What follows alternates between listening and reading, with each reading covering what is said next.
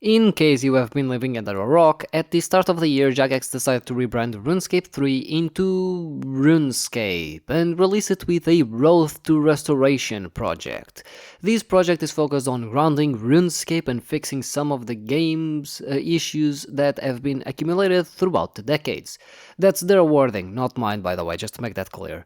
I honestly have much to say on this project, however, it's also a project that is supposed to last the entire year, so there's still a lot of things that are yet to do when put out that they haven't done, which kind of renders me talking about the project in a broad light kinda useless. But I'm gonna do it anyway by touching on some topics I wanna touch on and then tie everything together by broadly talking about it. Now, worth noting that some aspects I already discussed, such as the recluttering of the backyard Lumbridge Castle or the changing in logo.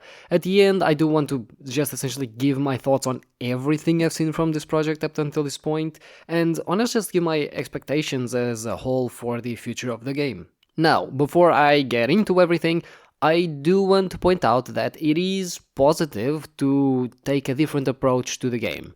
This is something that many, including me, have been asking for, and I do believe it to be an important part of reshaping the game to be great. With that being said, they seem to have already dropped the ball at least a few times. One of the major issues this project restoration seems to have is the constant clash with the essentially like years-long tradition at this point. For example, inverted capes. This is something I already ranted about, but I need to rehash this. I simply do not think it's good for the image of the game to taunt its focus on making the game great by listening to the community feedback, which is what they said Road to Restoration kind of was, and then just completely disregard said community when they think inverted cape should not be an event reward and simply something you earn in game. It comes across as completely tone deaf and clashes entirely with this idea that your restoration project is supposed to focus on what's best both for the community and the game. Feedback aside, it also clashes with the game since players want FOMO or fear of missing out type events and content to go away, and yet we have Jagex continuously doubling down on FOMO-related events with increasingly rare rewards to boot. They do that because it increases player interaction with the game, which is something they seek, even if it relies on dark patterns of game design. We cannot sit here and have completely opposing philosophies of players wanting a game to be more fun without the bullshit, you saying that you completely agree with the players, and then keep the bullshit anyway because it meets the shareholders' quotas of, player interaction. These are the types of instances that make me doubt Project Restoration, which is what I'm gonna call it from now on. How am I supposed to all of a sudden regain faith that Jagex knows what they are doing when they say one thing and just do another? And remember I was talking about them, being more open to community feedback? Well, they seem to have doubled down on something else regardless of the community. The UI. Now, I already complained about this in another video, but I feel like I wasn't descriptive enough, and so I'm going to take this opportunity to explain exactly why I heavily dislike it. Well, because they want to be like old school RuneScapey, they grabbed the RuneScape 3's UI and made it brown. That's it. They didn't address any of the issues people had with it or anything, they just made it brown. And this is really bad. Look, not just because of aesthetics, but because it makes me unable to actually play the game for long periods of time. Essentially, this UI color blends together so well with everything that my eyes become strained from looking at the game for more than an hour because I continuously try to decipher what is what in the UI. I also have seen players complain about headaches as well as having trouble seeing parts of the UI because of color blindness. So I want to make it very clear that my criticisms here aren't entirely based on aesthetics, but rather the visibility, legibility, readability, whatever you have it of the game. Look, aesthetics are still part of it, and it is something that I do pay attention to a lot, and I do like my aesthetics in my video games, but I think there's something else going on here. And since RuneScape 3 really wants to be old school RuneScape, I am going to be using that game's UI as the perfect example of how to make UIs. First things first, the colors. One of the main issues I have with RuneScape 3's UI is, as mentioned above, that everything blends together. But why brown? Out of every color, why brown? Well, my guess is that it makes the game look like dirt and rocks, which players can associate with a more rustic aesthetic, and as they associate it with old and medieval, contrary to the blue, which screams fantasy. Now, RuneScape 3 is a medieval fantasy game, so the blue isn't exactly problematic, but I guess they want to be far more medieval than fantasy here. Problem being, the brown does a horrible job at contrasting the UI elements. Let's look at old school RuneScape for a moment. The predominant color is brown, except it's different shades of brown mixed with a nice gray, and when we look at the chat box, it's light yellow. Old school RuneScape uses different colors in order to put emphasis on different parts of the screen, allowing them to contrast better. The chat box is clearly defined since it's one color, and so it's the side panel of the UI, and these colors simply do not blend together. And they are meant not to, so it's easier for the player to distinguish between the side panel with the interactable buttons and menus, and the panel that mostly has game-sensitive information, that is the chat box. Think about it. Everything you do in-game, everything, like every time you talk to an NPC, every time you inspect an item, you gain a level, everything is displayed as information on the chat box. Therefore, that area of the game is entirely distinct from the rest of the UI panel. Compared to RuneScape 3, well, everything just blends together because it's one color. There's no emphasis on the chat, there's no distinguishing between the inventory panel or the skill panel. The UI is entirely the same, which makes readability way harder. On top of that, while old school RuneScape uses yellow, which is great color to contrast dark colors onto, such is the case of, the black text or dark green, red, blue, RuneScape 3's brown doesn't let anything stand out. The black kind of blends with the brown, and so does the yellow, and so do most colors in the game. This, again, makes it harder to read because everything just blends together really well with the brown.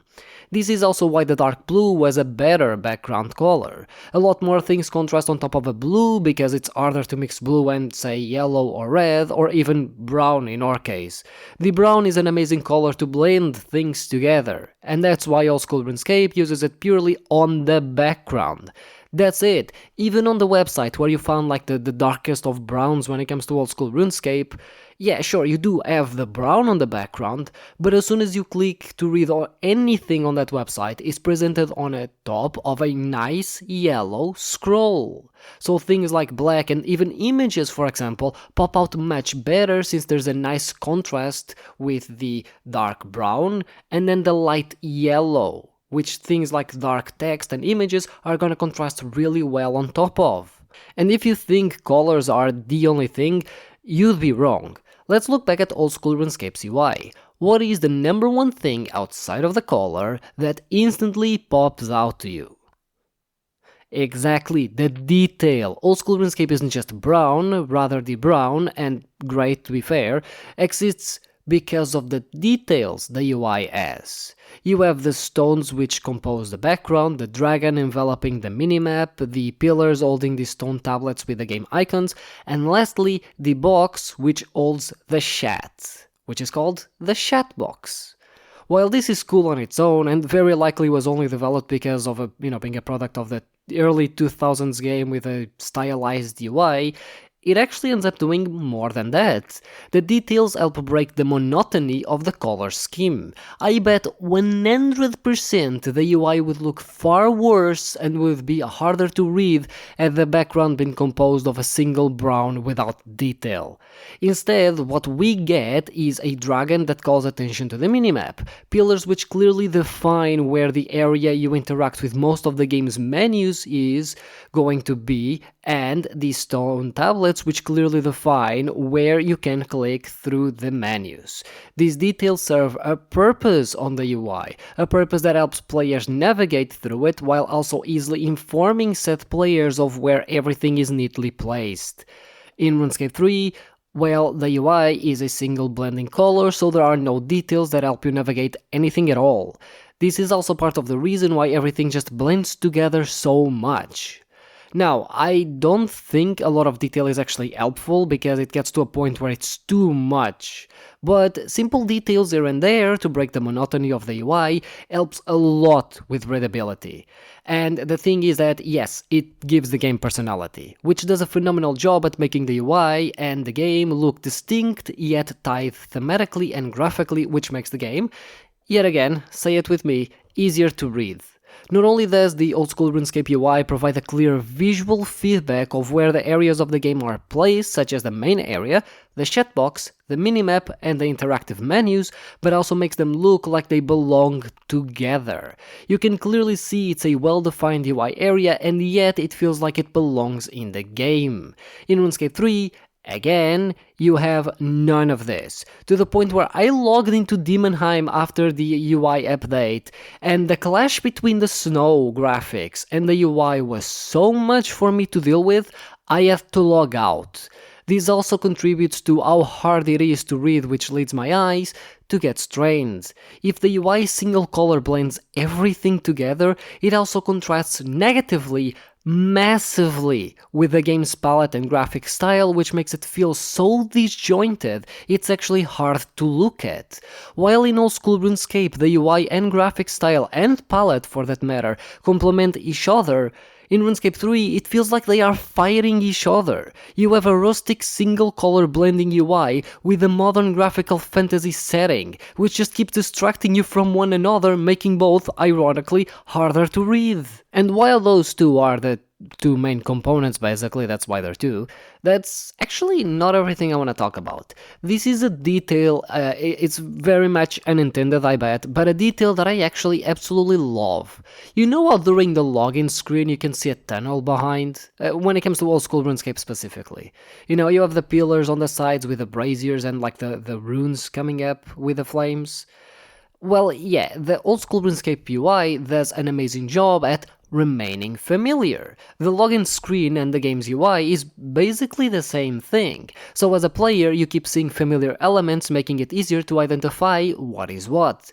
If when logging in you do so because of a menu in the middle of a tunnel and pillars on the sides, it makes sense that in the game your menu interaction area is on, exactly, between the pillars and the tunnel. And you might be thinking, wait, tunnel? In the UI? Where? And that's the detail I want to talk about. The inventory in old school RuneScape is a bit weird to say the least. While it is sort of brownish, grayish, there's sort of this noise to it, which when combined with the stone tablets and pillars makes it look like the inventory is a foggy panel at the end of a tunnel, giving it this fake sense of depthness.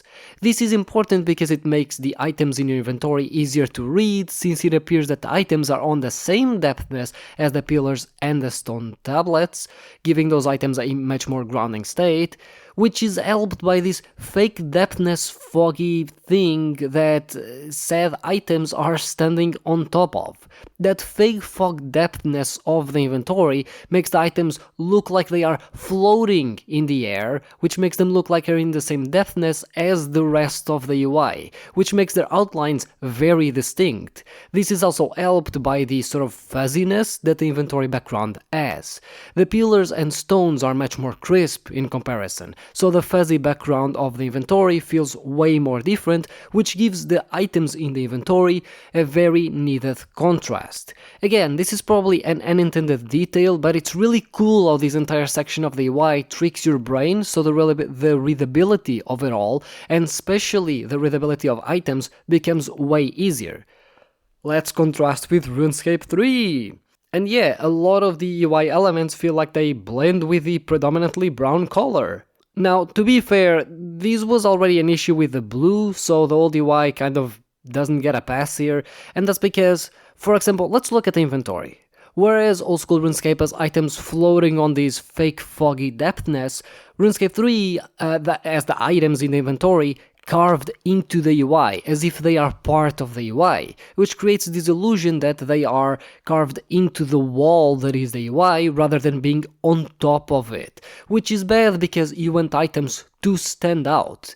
Even with the dark blue, I struggled to read equipped gear or inventory items, especially when those were darker. And well, now with the brown color and them blending together even better with the background, these became way worse. There is also an issue with the brightness of the items in RuneScape 3, which in general just seem way darker than the old school RuneScape counterparts, and as a result, when blended with the darker tones such as the brown for example, or even the dark blue of the old UI, they are super hard to read.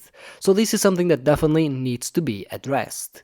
Look, the TLDR of RuneScape 3 UI is that it needs to be more bold, have more personality, be more informed by the game's graphics and color palette, even if that means it ends up being more fantasy than medieval.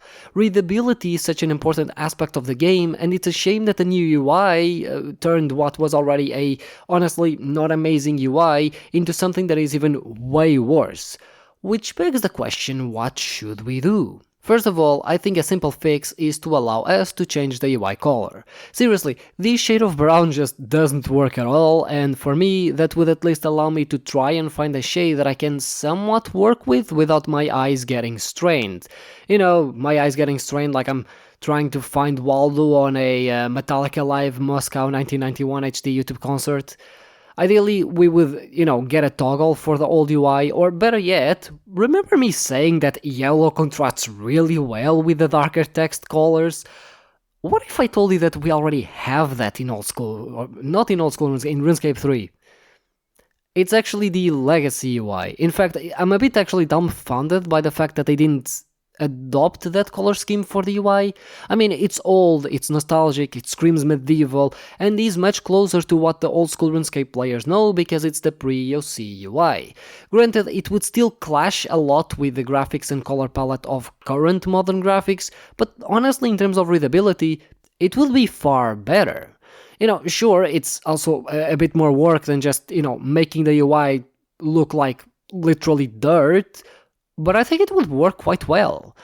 However, the perfect solution is to design a new UI entirely using what the old school RuneScape UI does well.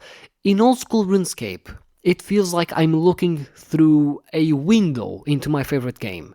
The UI is the outside panel that allows you to control and change what's going on in that world, and the graphics area is the window that gives me a peek into said world. Learning from that is a massive step to make the RuneScape 3 UI understand what works and what doesn't, and make it harmonize way better with the current game's graphics and color palette. Or you could just copy it. I mean, look, if we're already copying their success story of, oh yeah, old game means good, just copy their UI as well. But I was talking about the RuneScape 3's UI issues. So the main issues that the UI has is not that it was blue. Aside from, all of the issues I already talked about earlier, especially with the item brightness and so on, essentially the main issue with RuneScape 3 UI is that every single UI is different because of the customization nature of it. This means that the game can become super overwhelming, especially for new players, and honestly occupy quite a lot of the gameplay area if you don't play full screen. Or, be like me, be super used to an area of gameplay being super small and just copying the old school RuneScape UI layouts. Yeah, look, one of the things that RuneScape 3 should have done a long time ago with their UI is have a classic fixed UI mode like old school RuneScape.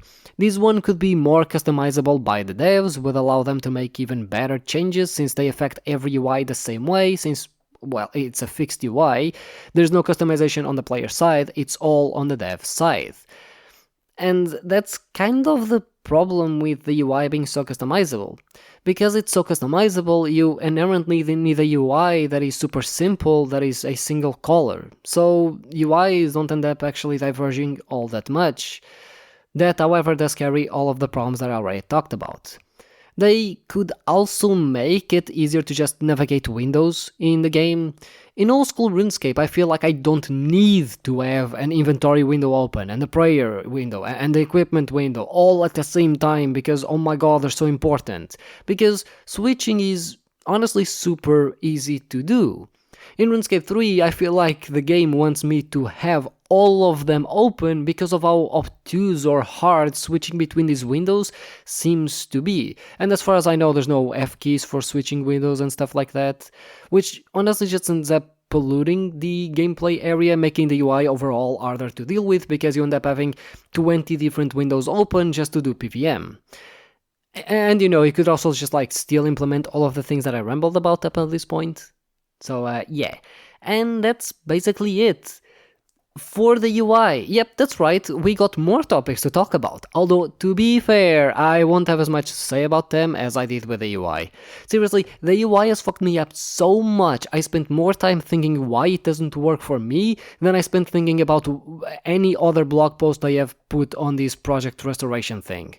And that shouldn't really come as a surprise, since I am the person that has made multiple rambles about how I hate RuneScape 3 videos because stuff is hard to see on my screen and how important it is that your game is legible for your viewers. But yes, let's move on before I start rambling about this yet again. Now, we're going to get a little bit out of date here and swap around the release dates of blog posts. In this section, I just want to point out some of the changes that are coming or have already happened in the game that sort of made me raise my eyebrow. Eventually, I do want to tie everything together with the project at the end, and there is one important topic that I actually want to talk about, but first let's get into the smaller changes. And the first one, and the change that I found so tone deaf, the Chaos Altar change.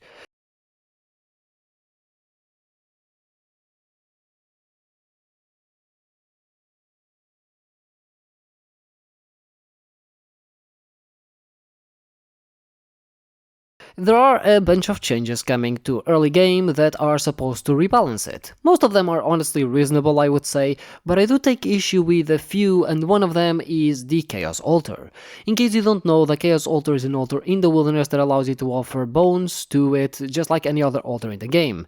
It's an altar from the PvP days, so it offers 250% bonus prayer XP when offering bones, and it has no requirement, because wilderness, I risk, I reward. Obviously, in the modern age, this is a bit overpowered because you are not forced into PvP in the wilderness anymore.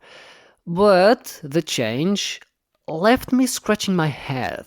So, how did Jagex solve the overpowered nature of an altar that offers 250% bonus prayer XP that everyone can access? Well, for you to use the altar now, you need to be wearing a demonic skull. Now let's put aside the fact that PvP is so hated in RuneScape that they had to remove it from the wilderness. Why are we still doubling down on this I risk I reward mentality? Look, I don't want to throw my hour-and-a-half long old school RuneScape wilderness video in here, but it's pretty clear that this mentality simply doesn't really work. I get that this is more attuned to old school RuneScape's I risk I reward wilderness mentality, but even there PvP is more and more hated, and honestly if they don't change course there, the support for the removal of PvP from the wilderness even there will keep increasing. What I find especially dumb is that, requiring PvP aside, it's actually how easy it is to not make this super overpowered for the early game. The main issue stated is that using this altar has no drawback, right? However, this has a very, very simple solution. Just take away the banker from there. Yeah, the only reason why this altar is OP is that there is a banker just outside the temples a few steps away. This way, you can, if you remove the banker, you can still use the altar, although, fun fact, old school RuneScape also has the Chaos Altar, which has no drawbacks, but, let's ignore that because Jagex loves to only copy old school RuneScape when it's relevant to them. Anyway, the drawback of using the altar, if you remove the banker, is now that you need to travel further to go and bank your bones and get the bones. Not bank the bones, get the bones from the bank. Or you can level up your account, go through the trouble of completing the Hard Wilderness Achievement diaries, and you can get access to someone who anotes your stuff right there at the altar. You don't piss off players by forcing useless PvP with a demonic skull, which is the worst item that has come into the game in RuneScape 3, and I will stand by that. Newer accounts can still use the altar, and it's still a choice, but it's way less efficient to do so, so they're better off looking for alternatives, and the players that want can still earn the overpowered reward that is using it as a good altar if they have gone through the trouble of getting the achievement diaries. It's seriously such an easy solution that still maintains the balance you are looking for without compromising the reward that the players have achieved that I find it incredible this wasn't the first solution they came up with. But I am not done, because the next thing on the menu is the regrounding of outfits. Now, I like the fantasy-inspired elite scaling outfits. I know, controversial opinion. Still, I am not huge into fashionscape, so honestly, I don't really care that much either way. Now, not caring too much does not mean not caring at all, and I do have some words for this section. Let's put aside the fact that the game is still ignoring the inexistence of a dungeoneering skilling outfit, which goes against every other skilling or every other skill that has one, because most other skills have both a skill outfit and an elite skill outfit, while engineering only has an elite skill outfit. But the new designs are disappointing, to say the least. The biggest issue, I mean, look, I don't want to come across as saying something like this, but laziness. Seriously, some of the newer designs are literally just recolors of already existing outfits in the game. If these are supposed to be the elite skilling outfits, they should show that, no? Like, take the fishing elite outfit, for example. It's literally just the fish flinger's outfit, but recolored. That's all they did. And to make matters worse, the mining outfit is literally just a recolor of the gold mining outfit. And this one I do take issue with because, honestly, none of the mining outfits scream mining to me. It looks like a guard from a fancy part of town. Overall, what this displays is yet again just sort of this mentality of move fast, break things. We want, to change the outfits because fuck fantasy. Oh, we don't have any new designs? Fuck it, just grab whatever's in the game and change it. We, recolor it and color a day.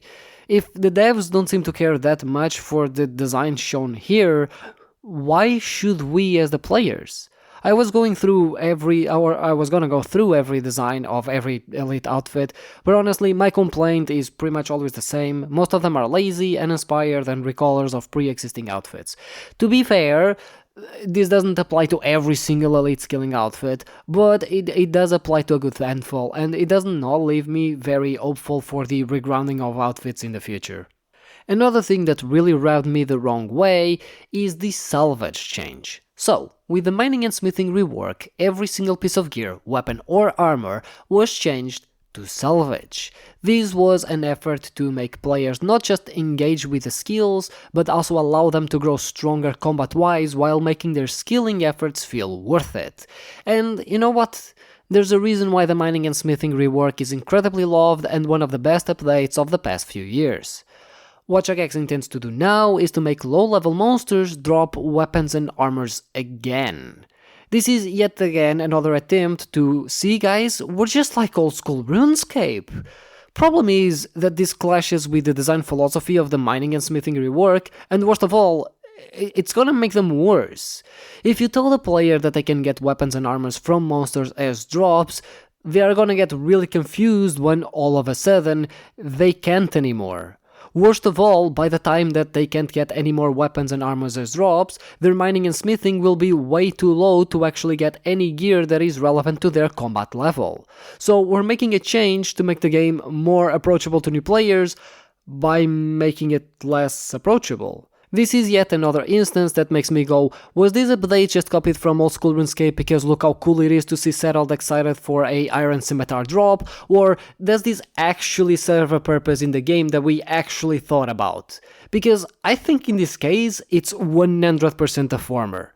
Also, what really stings is another trademark of Jagex. Just make a change rather than looking for a solution. So, because I am the provider of solutions, if low-level salvage is too useless until Invention kicks in and Invention is super high level, what about just giving salvage another use, like entirely? Do you want to know what's the best part? You can just copy old school RuneScape for this. Okay, so hear me out. Salvage can be used to smith. That's it. That's the entire change.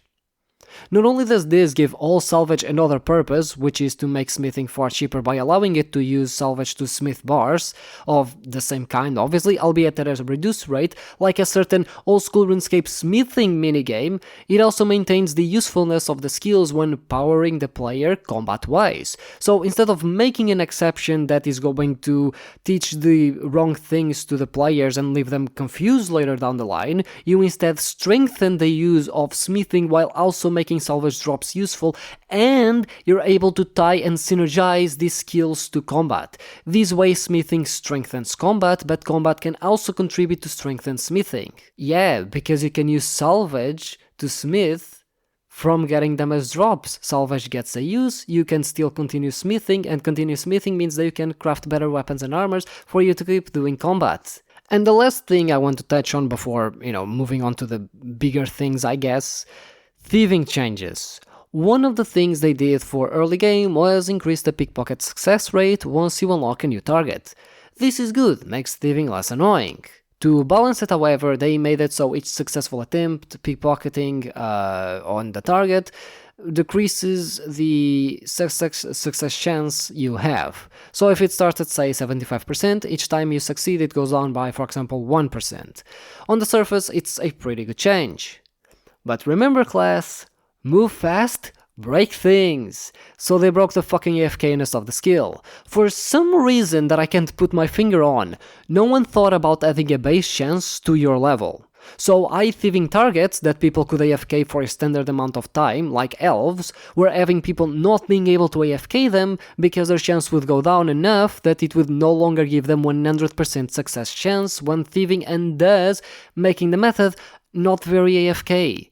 Again, this could have been easily solved by just having a base chance that doesn't go down as your levels go up. So if at level 1 you have 75% success chance to pickpocket a person, for example, you should also have a, say, 10% base chance to never fail. So at level 99 thieving, your base success chance for that mob is 100%. So you actually get compensated for training the skill.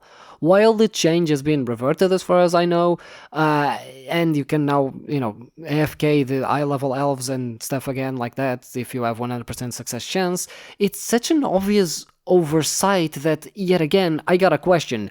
What is going on at Jagex that no one thought about such an obvious thing? Like, I know Jagex's QA gets memed quite a bit for not catching somewhat obvious things, but this is just incredible to witness at this point. But all of these move fast, break things leads us inevitably down the path of half measures and misses. Let's finally tackle the daily scape changes that are coming.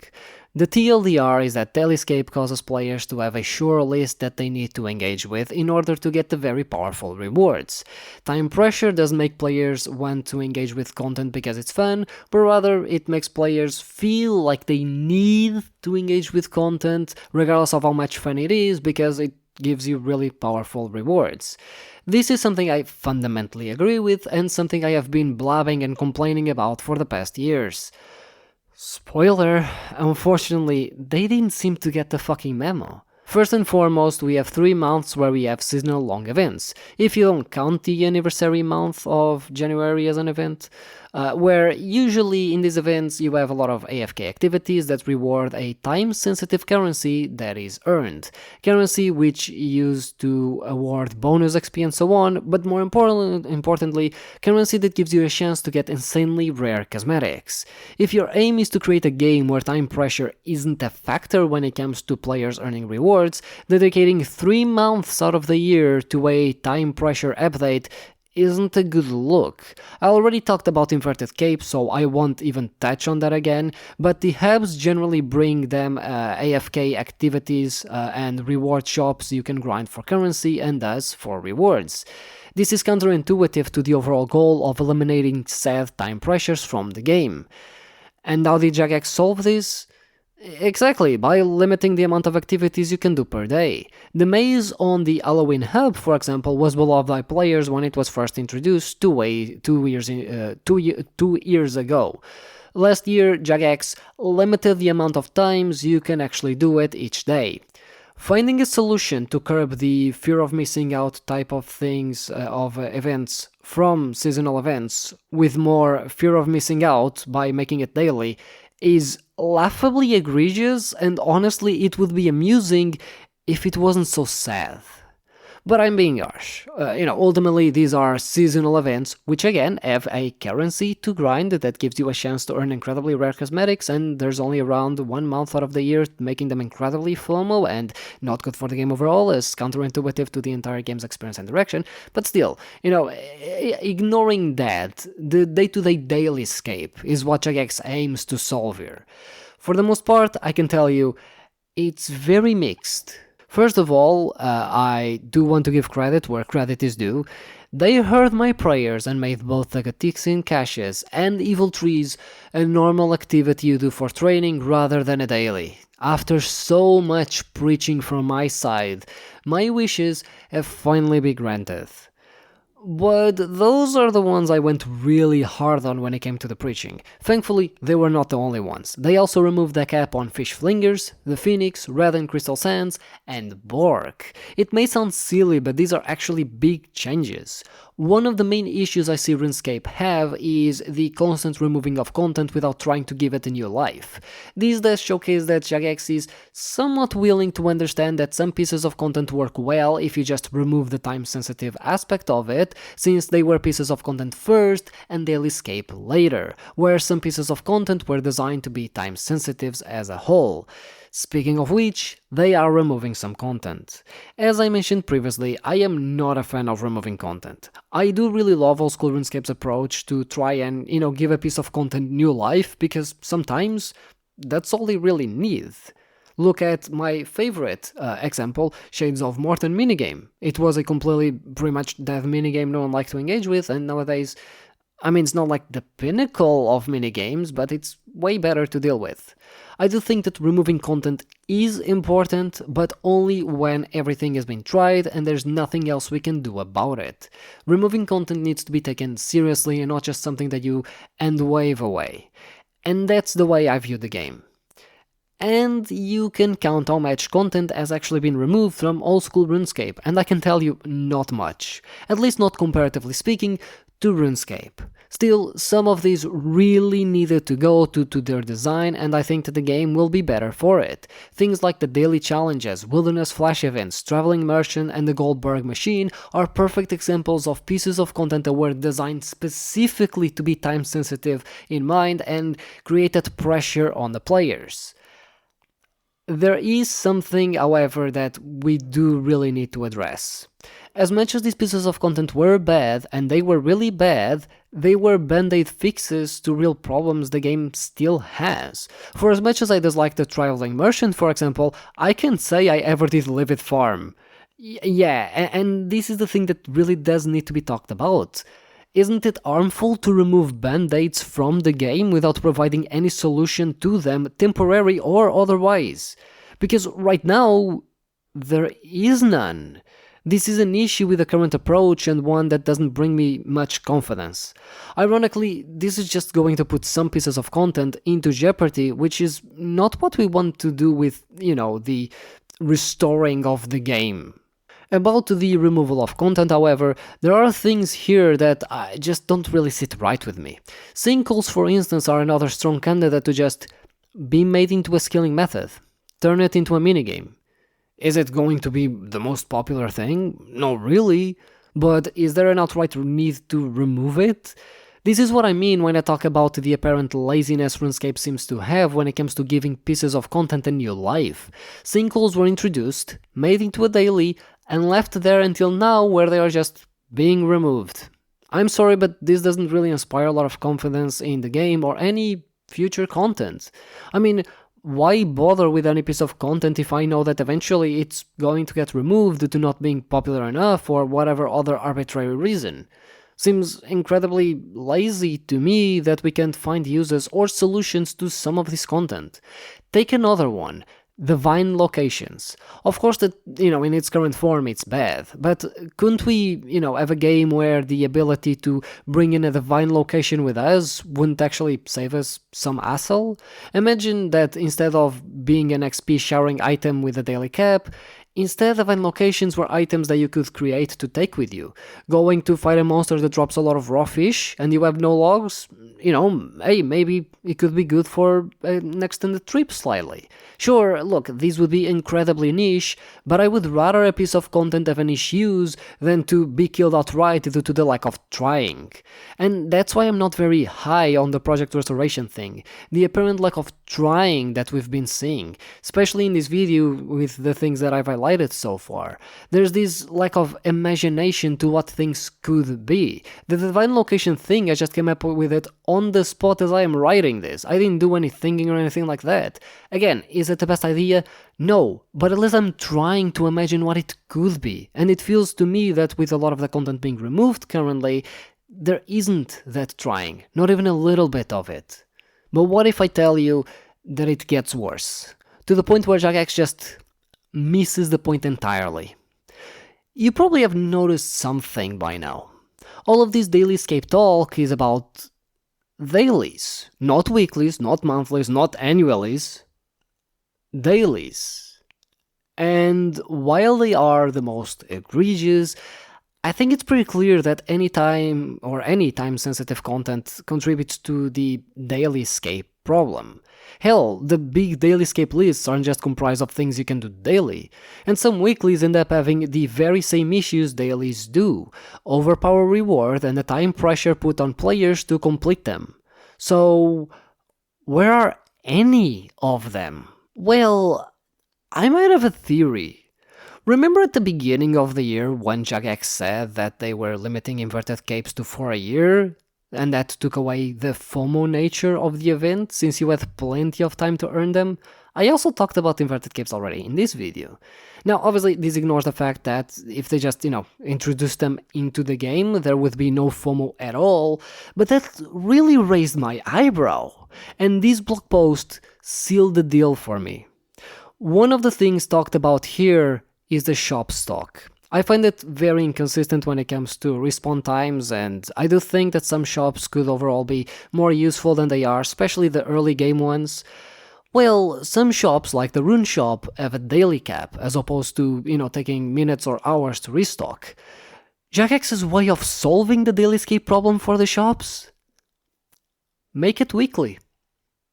I'm not even joking, by the way. The stock of the shops for the runes will now build up for 7 days before it hits the cap. This to me is incredibly telling at how Jagex is operating, and a perfect example of why I don't have a huge faith on Project Restoration. They completely ignored their own stated problem. If Daily Escape offers overpowered rewards and puts time pressure on players, do you think making it weekly is going to take that pressure away? Or the overpowered rewards away, for that matter? No, it simply shifts it. And when players talk about how bad Daily Escape is, what they mean is the overall time-sensitive, overpowered content the game has. This goes for dailies, for weeklies, and for monthlies. It goes for any time-sensitive piece of content that the players feel like they must do. Shifting things from a daily to a weekly doesn't solve the issue, it just shifts its window of pressure and framing. This is why they didn't bother putting any weekly or monthly in this discussion, even if some of those weeklies or monthlies do fit the criteria of being an interesting training method or an activity that would be interesting to do outside of the time cap. Even if those weeklies or monthlies are incredibly overpowered XP-wise, none of them show up here. Because Jagex perceives widening the window of time pressure related to content as a solution to dealing with it. This is why they dead set limited the inverted capes at 4. In their mind, 4 capes in a month gives you plenty of time to earn it, even if the window of pressure is still there. After all, the problem isn't the window of pressure existing when it comes to Jagex. The problem is how wide it is. That's why they have no problem leaving weeklies and monthlies up, but are dealing with dailies. Seriously, when I connected the dots, I was perplexed at the decision being made here. To wrap up a super long video that shouldn't have been this long, and I did not expect it to be this long, this project restoration is not about restoring RuneScape to its former glory. Putting aside the dog whistle that is restoring RuneScape to its former glory, or, making RuneScape great again by alluding to older times when everything was great, this project restoration is, above everything, marketing. What is being done here is not caring for the game. It's to make changes that scream, see old school RuneScape players, our game is just like yours, we like old games. It's plain nostalgia baiting because Jagex does not seem to understand why old school RuneScape is great. Let me tell you, it's not because of nostalgia. As pointed out by certain people, the reason why Jagex is moving so fast is to capture that audience while they still have the momentum of having RuneScape 3 leaks and removed Treasure Enter. The issue here is that as a result, they are not only leaving obvious solutions on the table, they are also breaking aspects of the game with no actual fix or solution in sight. Our players supposed to be confident that the game is going in a good direction when we keep seeing the game break and the vision being, yeah, we're like old school RuneScape. As someone who has been around for a while despite all of the hype changes and all this talk that the game is going to change for the better, even putting the stuff of the UI aside, never before did I feel less motivated or hyped to play the game. It seems that Jagex is more interested in listening to people who don't play the game than listening to the ones that do. One of the reasons why I adopted and gave RuneScape 3 a try to begin with was that it was still RuneScape, but it had a different spin on it. At its core, it was still the same RuneScape experience, but now it had a different twist, a different flair, a world that went in a different direction. That's what made me give it a try. It wasn't old school RuneScape. In my experience, no MMO has been successful by copying another and marketing itself as a copy of said game. Generally speaking, what ends happening is that the current player base leaves because of the changes, and the people that the game is targeted towards just continue playing the other game. This already happened with EOC. RuneScape has a bunch of issues. Many I've pointed out throughout the years in many conversations, videos, Discord servers, Blue Sky posts, and even Reddit. Not only am I not seeing many of these issues being addressed, the ones that are seem to be done so recklessly that they end up causing more issues than providing solutions. In RuneScape, changes are forced down on players. It doesn't matter if they like them or if it makes the game unplayable. Skills haven't gotten major updates in 15 years. But, we sure got a new slick logo. Who cares about the players who stack through bullshit update after bullshit update, currency event after currency event? Who cares if those players enjoy the world, the lore, and the fantasy tone that the game has? What makes old school RuneScape great is how much feedback the team takes from the players, acknowledging when they are wrong and earning players' trust by showing that the game has become better than ever. Because old school RuneScape isn't just a game that the developers do. It's a game that is both and belongs to the developers and the community. If your game is just going to be a shipped copy from another more successful game where the devs are much more open to listen to the community, why not opt for that one? To simply put, what I'm saying is that if you want your game to be like old school RuneScape, well, why should I not just play old school RuneScape instead?